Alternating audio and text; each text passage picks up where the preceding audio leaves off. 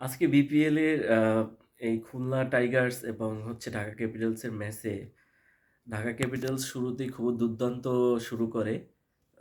তানজিদ হাসান সে অত্যন্ত ভালো ওপেনিং শুরু করে।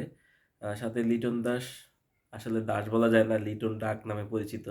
তারপর আজকে 10 বলে 10 করছে, কিন্তু তার আরও দায়িত্বশীল ব্যাটিং করা দরকার ছিল, কিন্তু কারণ হচ্ছে সে হচ্ছে সিনিয়র প্লেয়ার।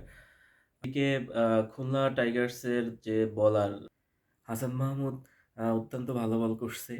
সে 4 ওভার বল করে 5 রান দিয়ে 2 উইকেট নিয়েছে। তার ইকোনমি হচ্ছে 1.25, যেটা মানে অত্যন্ত অত্যন্ত ভালো। সো দেখা যাক, 124 রানের টার্গেট দিয়েছে খুলনা টাইগার্স।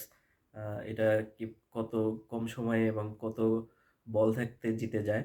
তো আশা করি যে তাড়াতাড়ি খুব জিতে যাবে, তারা কোয়ালিফাই রাউন্ডে চলে যাবে, কোয়ালিফাই খেলবে। তো ঢাকা ক্যাপিটালসের আরও ভালো খেলা উচিত ছিল। সাব্বির রহমান শেষের দিকে একটু ট্রাই করছে, যেহেতু অনেকগুলো উইকেট পড়ে গেছে, চাপে পড়ে গেছে, সে ধরেছিল বা লাস্টে মারতে ছিল, কিন্তু পরে দুর্ভাগ্যজনক হয়ে চলে গেছে। তো এই হলো ম্যাচের অবস্থা। দেখা যাক এখন খুলনা টাইগার্স কত তাড়াতাড়ি